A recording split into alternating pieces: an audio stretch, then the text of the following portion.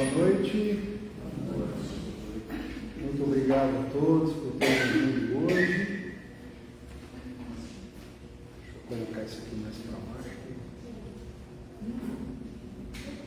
Dá para ouvir? Acho que dá, né? Dá. Então, os nossos tradicionais recados da noite. A nossa casa tem como objetivo principal o estudo e a prática dos ensinamentos trazidos por Jesus Cristo. Ele é o Senhor dessa casa, Ele é quem nos cura e dele vem a nossa salvação. E em nossas reuniões a gente sempre ressalta, né, a frequência aqui na casa, né, muito importante. A gente sugere também a prática do Evangelho no lar.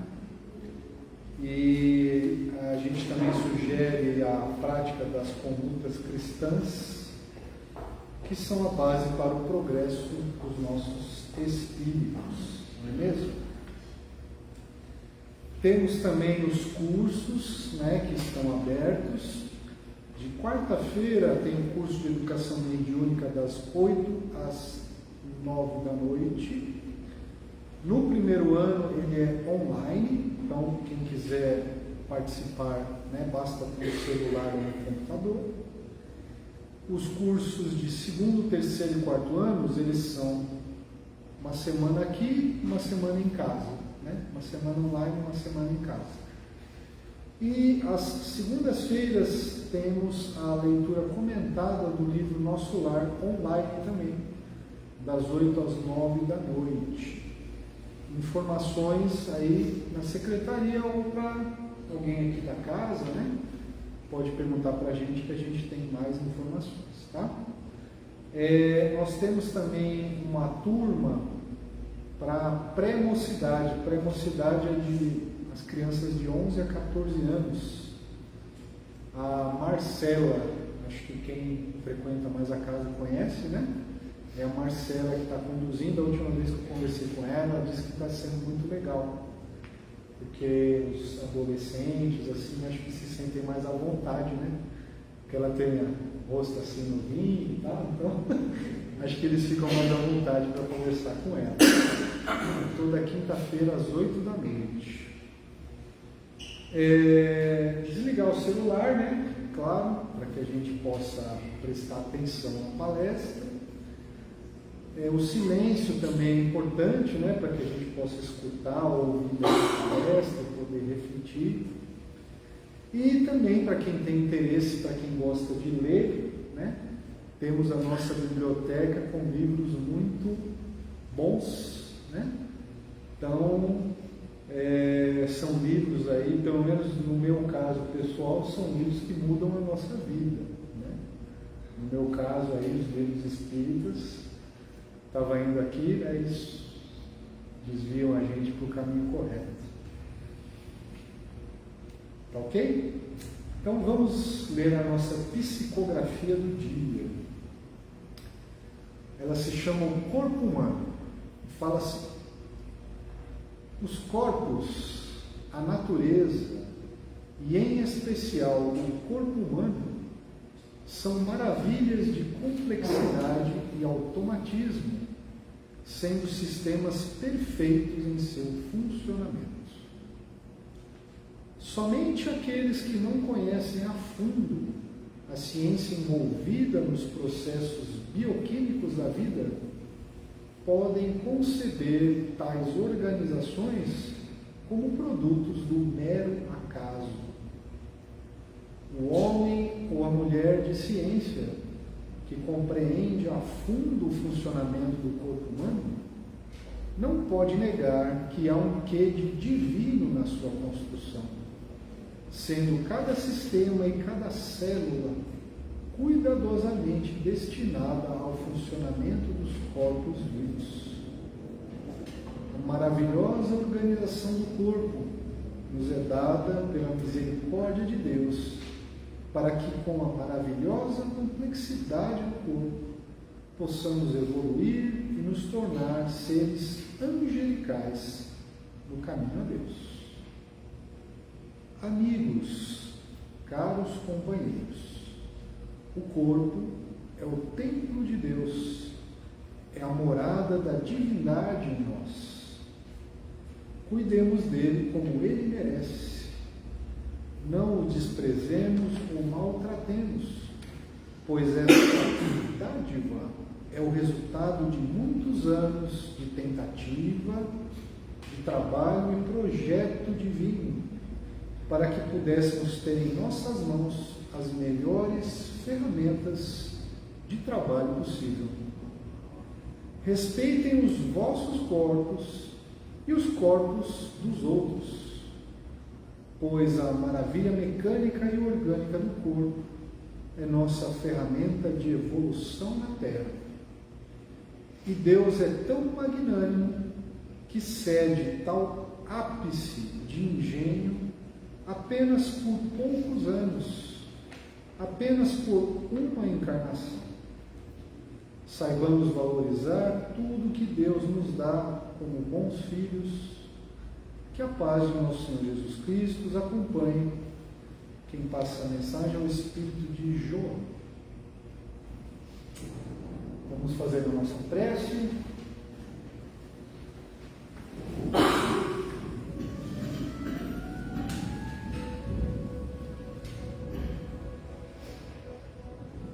Mestre Jesus, amigos espirituais, nós agradecemos pela sua presença hoje aqui conosco e pedimos, Senhor, que nos ajude a sermos pessoas melhores, com melhores pensamentos, melhores palavras, melhores atitudes e ações.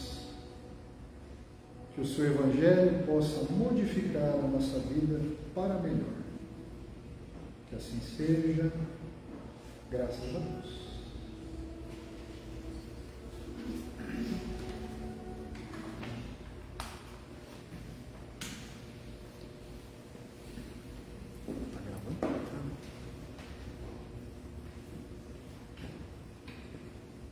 Boa noite a todos. Boa noite ao pessoal do Face. Para aqueles que por acaso ainda não me conhecem no Face, meu nome é Carlos, sou colaborador aqui da casa. E hoje o tema que a gente pegou para estar conversando, para estar batendo um papo, a gente vai encontrar no capítulo 5 do Evangelho segundo o Espiritismo, Bem-aventurados os aflitos, mas nós vamos tratar especificamente dos itens 4 a 10, causas anteriores e atuais das aflições.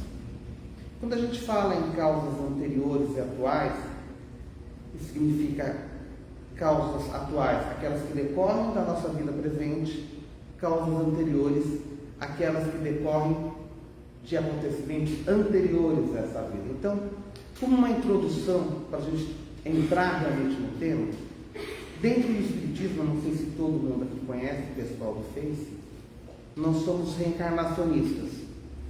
Ou seja, nós entendemos, segundo a doutrina, que todo ser humano é criado simples e ignorante, e a partir do longo de uma série de reencarnações, ele vai evoluindo. Simples e ignorante significa o quê? Ele é criado sem conhecimento do bem e do mal, sem ter ainda o seu livre-arbítrio totalmente estabelecido, sem ter conhecimento intelectual, e ele vai desenvolvendo tanto o seu intelecto como depois o seu livre-arbítrio, a sua capacidade de moral, de reconhecer a diferença entre o bem e o mal, ao longo do tempo e ao longo dessas reencarnações. Para nós, todos os espíritos, sem exceção, são criados dessa forma. Desde daquele que hoje a gente considera como o espírito mais humilde, mais atrasado, até o mais evoluído, seja São Pedro, São Paulo, próprio Jesus Cristo, todos os espíritos, dentro da doutrina espírita, segundo nós acreditamos, tiveram o mesmo princípio.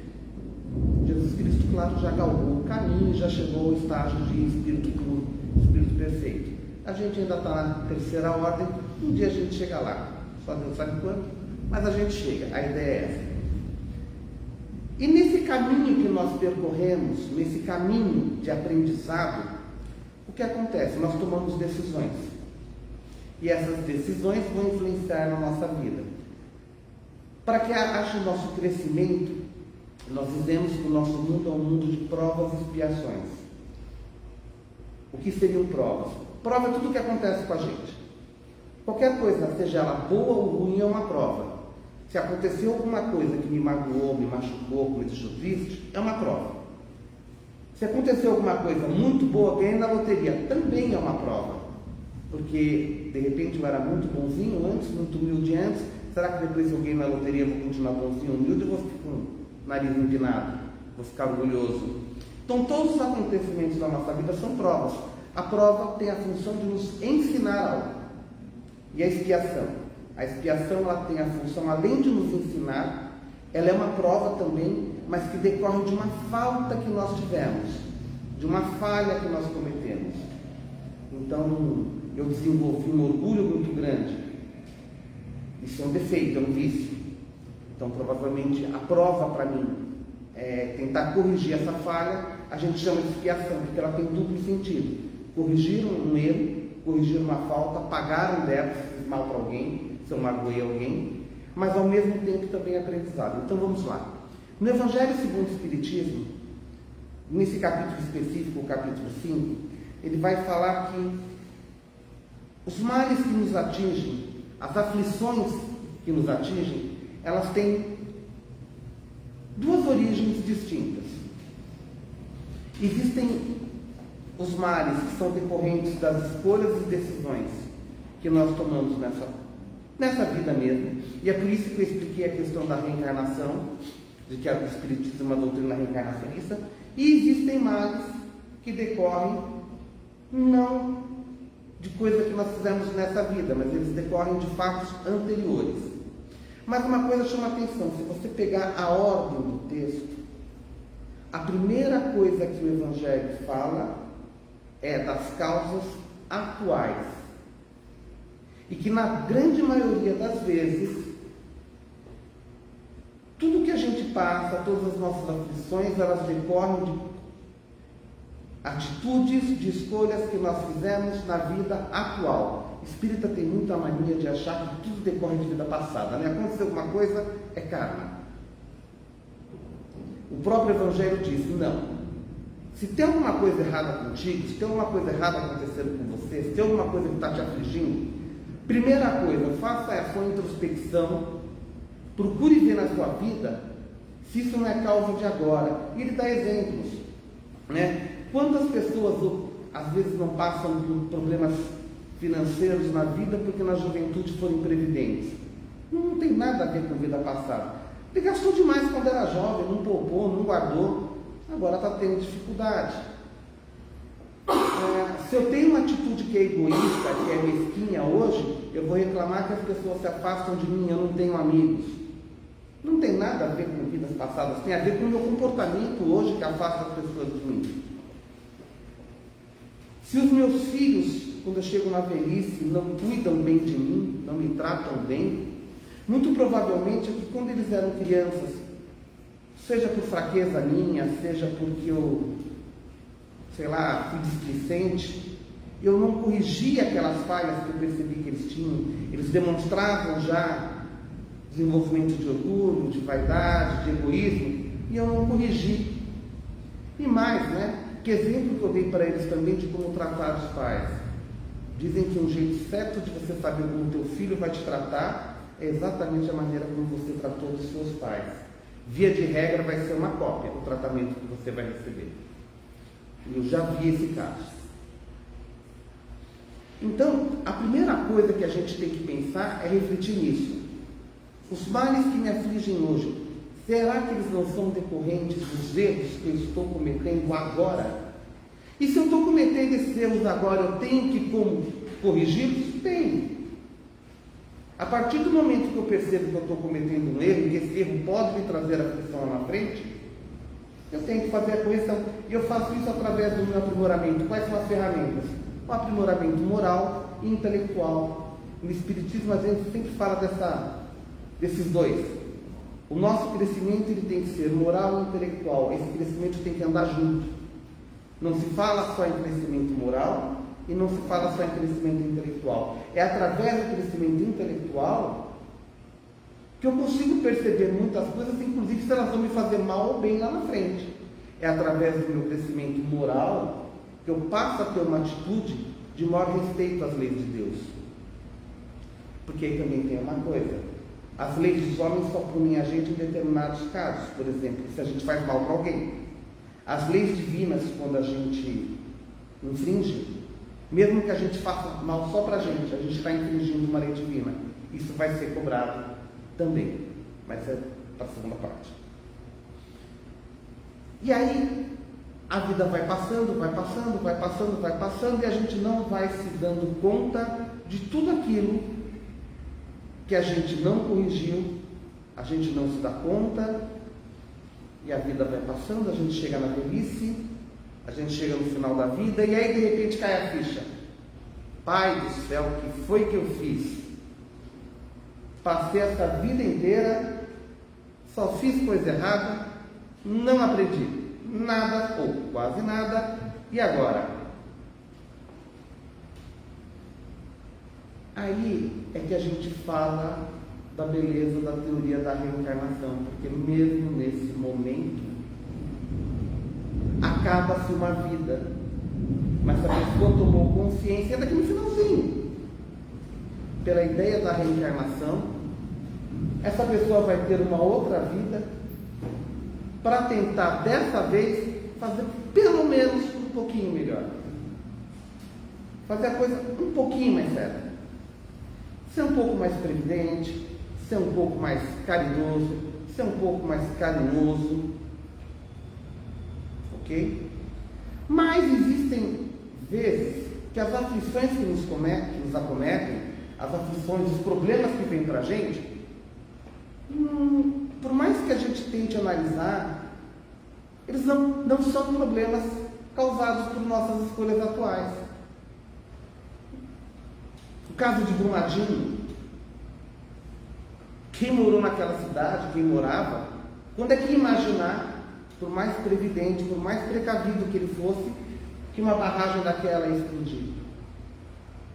Não dá. Tem coisas que independem da nossa capacidade de previsão.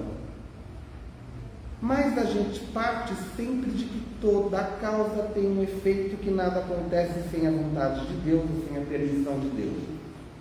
Mas se, ou por exemplo, vou dar um outro exemplo antes, uma criança que nasce doente, o que ela fez nessa vida de escolha que pudesse justificar ela ter uma vida, ainda que curta, às vezes, de sofrimento? Às vezes 1 ano, 2 anos, 3 anos, 4 anos, para depois desencarnar. O que essa criança fez? Quais as escolhas que ela teve tempo de fazer? Ela não teve tempo de fazer escolha nem para o bem nem para o mal. Não nessa vida. Tem uma teoria que algumas pessoas colocam para justificar, que a teoria até que é legal, de que elas são instrumentos de Deus, tinham uma finalidade, e por terem passado pelo que passaram, elas já têm o lugar delas garantido no céu. Essa teoria é legal para explicar o sofrimento, mas ela causa um outro problema. Eu estou criando uma classe de privilegiados, porque se ela só sofreu 1 ano, 2 anos, 3 anos, 4 anos e ganhou a vida eterna de felicidade, sem ter feito nenhuma escolha, então ela foi privilegiada. Deus nem pune, nem dá privilégio para ninguém. É por isso que a gente trabalha com a ideia de que, se há uma aflição, se há um problema, essa causa tem que vir, esse efeito, que é o problema, tem que ter uma causa. Se essa causa não encontra respaldo na vida atual, se a gente não encontra um motivo na vida atual, aí sim, a gente pode pensar em retroagir para uma vida anterior. E aí eles vão colocar uma coisa interessante. Segundo o Evangelho, como é que ele fala aqui? Quero repetir igualzinho.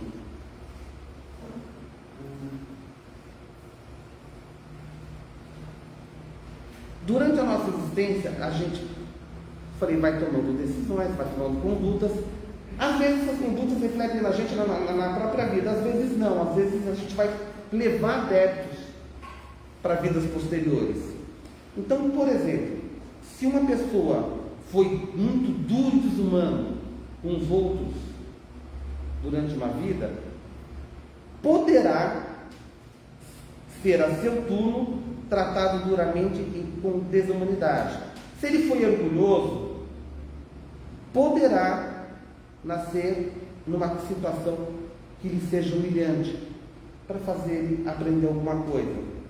Se ele foi egoísta, fez mau uso das suas riquezas, poderá ver-se privado do necessário. Se foi mau filho, poderá sofrer pelo procedimento dos seus filhos. Então, sempre uma coisa tentando ensinar a outra. Se eu fui muito orgulhoso, pera, meu querido, vamos baixar a bola. Na próxima vida, vou te pôr numa situação em que você não pode ser tão orgulhoso. Mas se vocês repararam uma coisa, que em todas as frases tinha a expressão poderá, que eu, aliás, fiz questão de frisar poderá, é porque pode ser que seja assim. É obrigatório que seja assim? Não. O mesmo Evangelho segundo o Espiritismo diz que as provas e até mesmo as expiações, via de regra, somos nós que escolhemos. Por princípio, nós escolhemos as provas e expiações pelas quais nós vamos passar. A prova ou expiação só é forçada se o espírito é muito endurecido, muito embrutecido, ou muito apegado ao mal e não tem condição nenhuma de escolher as provas ou expiações pelas quais vai passar. Então, de uma forma geral, a escolha é do próprio indivíduo, é do próprio espírito. E aí, vai ter espírito sim que vai querer passar por uma situação dessa. Se eu fui muito orgulhoso, passar por uma situação que seja humilhante. Se eu fiz o mal para alguém de determinada forma, passar pelo mesmo mal em outra vida. Mas isso não é obrigatório. E a gente faz uma confusão dentro do Espiritismo. A gente usa muito a expressão karma. Não existe a palavra karma dentro da doutrina espírita. Você não vai achar karma em nenhum livro da codificação.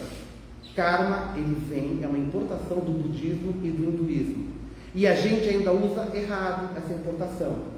Porque quando a gente fala em karma e a gente não conhece budismo e hinduísmo, a gente fala muito nessa história: se eu dei um tiro em alguém, eu vou ter que tomar um tiro. Na codificação não fala disso. Pode acontecer? Pode acontecer. É obrigatório acontecer? Não é obrigatório acontecer. Vamos pegar um exemplo aqui. Eu fui garimpeiro lá no Amazonas. Muito ruim. Contaminei rio, deixei um monte de indígena doente, morreu um monte de indígena por minha culpa. Enfim, eu sou o Senhor Ruindade. Mas chegou num dado momento, caiu a minha ficha, eu percebi todo o mal que eu fiz. Sim, outra coisa que eu esqueci, se o mal que a gente faz numa vida, se de repente cair a ficha, a gente conseguir corrigir esse mal naquela vida, pronto, a gente já resolveu, tá? A gente não leva para frente. Mas resolver não é só se arrepender, não. Resolver é se arrepender e ir lá consertar. Tem essa parte também. Mas vamos supor que eu não consegui fazer isso, eu não consegui consertar. Então eu fui ruim, eu contaminei os rios, eu causei a morte de um monte de indígena. Mas caiu a minha ficha, eu me arrependi do fundo do coração, meu arrependimento foi sincero. Eu posso de repente fazer a escolha de na próxima reencarnação nascer indígena e passar por tudo aquilo, para mim ver na pele como é bom aquilo que eu fiz os outros passarem. Ou eu posso fazer a opção de estudar medicina e de repente abandonar todo o luxo e conforto aqui de São Paulo, Rio, BH, e fazer um trabalho lá no Amazonas, me encantar com aqueles povos, abrir mão de todo o conforto, de todo o luxo, viver uma vida de, entre aspas, sofrimento, uma vida de humildade, porque lá não vai ter luxo, trabalhando para aqueles povos, ajudando aqueles povos, corrigindo os erros da minha vida passada, eventualmente defendendo esses povos contra garimpeiros que ainda estejam lá, eventualmente sendo ameaçado por esses garimpeiros. Essa é uma escolha que eu posso ser feita. Eu não preciso nascer índio e sofrer a mesma coisa.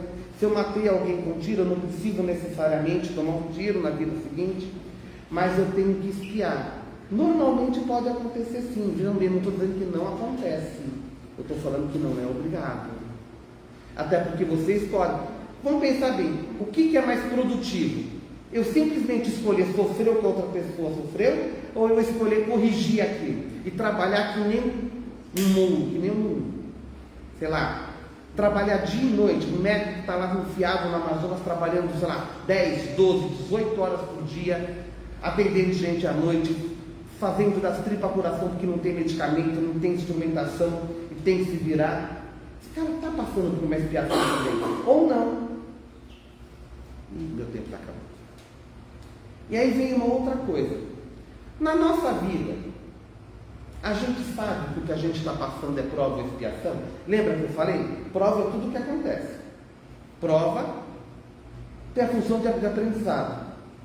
As dificuldades da vida é para a gente aprender. Por exemplo, porque começou a ficar difícil carregar aquilo que o homem produzia nas costas ou arrastando pelo chão, ele criou a roda. A dificuldade, peso, fez o camarada pensar e criar uma roda. A prova desenvolveu a inteligência. Esses temperos todos que a gente usa hoje para dar gosto na comida, eles foram usados, na verdade, para conservar o alimento. O homem tinha um problema de que a comida se estragava, ele aprendeu a conservar. Então, toda dificuldade tem essa função. E a expiação, como eu já disse, tem também essa função de pagar uma dívida. Mas como é que eu sei se o que eu estou passando agora é uma prova ou expiação? Na verdade, via de regra, eu não sei. Não vem escrito, não vem no manual de instrução. Isso aqui é prova, isso daqui é expiação. Dizem alguns espíritos que quando a pessoa recebe os problemas dela assim, meio de boa, com resignação, é normalmente porque é uma prova, ou se for uma expiação, foi uma expiação que ela escolheu. Quando ela fica muito revoltada, é porque provavelmente é uma expiação que ela não escolheu, foi imposta. Aí ela não foi das que ela escolheu. Mas na verdade a gente não sabe. Então qual que deve ser a nossa conduta pessoal diante das provas ou expiações que a gente passa? Primeiro, resignação. Se eu tenho que passar por isso, lembrando que todo efeito tem uma causa, e que se Deus é justo, todo efeito vai ter necessariamente uma causa justa. Se eu estou sofrendo por algum motivo, não me interessando agora saber se é prova ou se é expiação, eu devo agir de que forma? Recebendo essa prova ou essa expiação, recebendo essa situação, essa dor, com resignação. Sabendo e entendendo que se isso acontece é porque Deus assim o permite, e se Deus assim o permite é porque isso vai ser bom para mim, tem uma utilidade. Eu posso até não estar enxergando essa utilidade agora, porque a gente está preso nessa vida e a gente não tem uma visão geral. Deus não, Deus enxerga tudo. Os bons espíritos, os espíritos superiores, enxergam tudo. A gente não, a gente está preso aqui. Ser resignado não é ser conformista, não confundir. Se eu estou doente, eu procuro um médico. Eu não vou me revoltar por estar doente. Se eu fiquei paraplégico, fiquei paralítico, eu posso escolher ficar dentro de casa achando que minha vida acabou, ou posso tentar viver uma vida normal, trabalhar, virar um paratleta. Amanhã vai ter um comunicado de um cientista brasileiro. Ele pesquisava essa história de colocar coisas na espinha para fazer as pessoas andarem. Vão lembrar dele da Copa do Mundo, do paraplégico que chutou uma bola. Tá, se eu nasci paraplégico, isso quer dizer que eu estou espiando alguma coisa. Mas se ele aparecer com uma cura, eu não vou correr atrás para ter a cura? Claro que eu vou. Até porque, se ele aparecer com a cura, é porque Deus permitiu isso também. De repente, ele é o anjo da guarda que vai resolver o meu problema. De repente, a gente não sabe o tamanho da nossa prova de expiação. De repente, era para mim ter só um ano de prova de expiação ali. Aí Deus chega e fala, já está bom, meu querido. Então, ser resignado é não se revoltar contra Deus. Mas sim, procurar melhorar de vida. Estou doente, procuro médico. Estou passando por problema financeiro, vou tentar resolver isso. Não é ser conformista, tentar. Existe a lei do progresso. A gente está no mundo para evoluir. Com aquilo que a gente tem. Se eu não tenho as duas pernas, eu vou evoluir tanto numa cadeira de roda, mas vamos para frente. Então a nossa postura em relação a nós mesmos é essa: aceitamos as nossas provas, as nossas expiações, que são sempre para o nosso bem, de maneira resignada, e sempre tentamos buscar o progresso. E quando a expiação é do irmãozinho, é do outro, eu sei se é prova e expiação. Se eu não sei nem a minha, como é que eu vou saber a do outro? Se eu não sei nem se o que eu estou passando é uma prova e expiação, muito menos a do irmão. E o próprio Evangelho segundo o Espiritismo, por isso que eu falo que depois que a gente faz a palestra, pega esse capítulo e lê ele inteiro, porque tem muita coisa que não dá tempo de falar aqui. Ele fala que às vezes tem espíritos que pegam umas provas tão pesadas, que eles já são muito evoluídos, mas eles resolvem se pôr à prova, e às vezes para a gente dá a impressão até que aquilo é uma expiação, e não, simplesmente ele está querendo dar um salto evolutivo. E às vezes, para dar esse salto evolutivo, ele se coloca à prova. Tudo bem, até agora eu fui bem, mas se eu passar numa situação difícil mesmo, aquela coisa complicada, será que eu vou continuar tendo fé? Será que eu vou continuar sendo resignado? E às vezes aquilo então não é uma expiação, é uma prova que ele escolheu para tentar dar um salto evolutivo, para tentar avançar mais rápido. Então, primeira coisa, a gente não tem que se preocupar se o irmãozinho está passando por uma prova, por uma expiação. O que a gente tem que fazer? Qual que é a principal máxima dentro do Espiritismo? Fora da caridade, não há salvação. Qual que é a principal lei do Espiritismo? Se você pegar o livro dos Espíritos, as leis morais, qual é a última lei? É a principal. Ela fecha todas as outras. Chama lei de justiça, amor e caridade. O que eu tenho que fazer? Aplicar a lei de justiça, amor e caridade. Meu irmãozinho está sofrendo, eu posso ajudar? Ajudo. Ah, mas será que não era para ele passar por aquilo? Será que se eu for ajudar ele eu não vou estar atrapalhando a aprovação, a expiação dele? Não. Volto a falar, você não sabe a vontade de Deus. Você não sabe se aquele momento que você encontrou aquele irmão era o momento que Deus falou: pronto, a prova desse irmão acabou agora. Meu querido, você é um instrumento para ajudar a acabar com a prova. E se você não faz nada, olha só, se eu não faço nada, eu chego lá, vejo a minha irmã aqui e não faço nada para ajudar ela, eu não só deixei de praticar um bem, como ainda pratiquei um mal. Eu não ajudei ela com a prova dela, como criei uma dívida para me espiar na vida futura. Então a nossa relação com o irmão vai ser sempre: podemos ajudar? Não me interessa se é prova ou expiação, até porque eu não sei o que é. Pratico a lei de justiça, amor e caridade. Ajudo. Todo mundo é o responsável próprio pelo seu crescimento, mas pela lei de justiça, amor e caridade, todo mundo não é o responsável pelo crescimento do outro, mas a gente sim é responsável pela ajuda mútua um ao outro. Eu não vou fazer o serviço dela por ela, mas eu posso ajudá-la a fazer. Ela não vai fazer os meus serviços por mim, o meu crescimento por mim, mas ela pode me estender a mão quando a gente precisa. Então basicamente é isso. Independe, prova ou expiação, vamos buscar sempre não nos revoltarmos, acreditarmos que Deus quer sempre o melhor para a gente, porque Ele sabe o melhor. Vamos agir com indignação, vamos agir com união, vamos ser solidários uns aos outros, de forma que realmente um dia a gente consiga implantar o mundo de Deus aqui na Terra.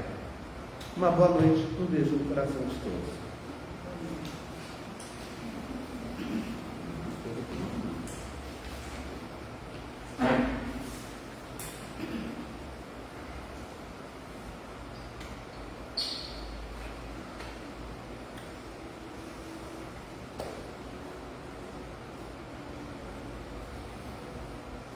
Mestre Jesus, amigos espirituais, nós agradecemos a sua presença hoje aqui conosco. E pedimos, Senhor, que nos inspire, nos ajude a sermos pessoas melhores, com melhores pensamentos, palavras e ações. Neste momento, Senhor, nós pedimos que a espiritualidade superior possa olhar por nossa família, por nossos entes queridos, nossos amigos, vizinhos, colegas de trabalho, aos trabalhadores e frequentadores da nossa casa Illuminate, aos pais, mães e crianças da nossa evangelização infantil, e que a espiritualidade superior possa inspirar a mente dos governantes do Brasil e do mundo, para que estes possam tomar as melhores decisões a favor do povo brasileiro e mundial. Que assim seja, graças a Deus.